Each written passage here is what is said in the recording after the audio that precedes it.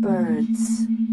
Warm-blooded egg-laying vertebrates characterized by feathers and forelimbs modified as wings. The word bird was the first created word in the semantic group of feather-covered flying creatures.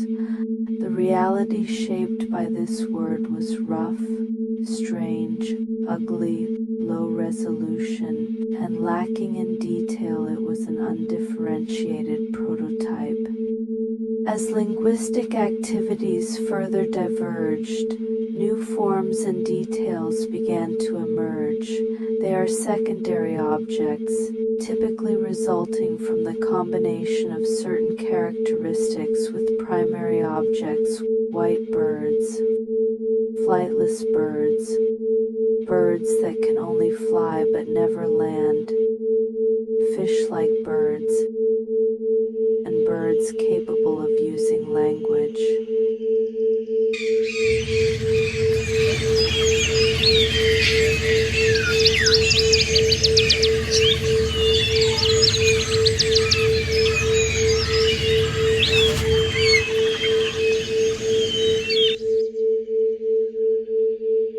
Although they have been split apart in language, in a deeper reality, they remain connected to the matrix.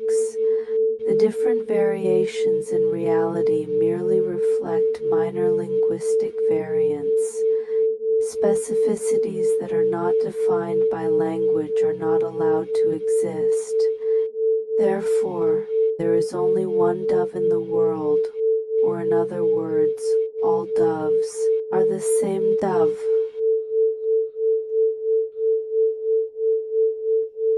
Therefore, the people in Seran never used demonstrative pronouns. Only the matrix has the authority to use that.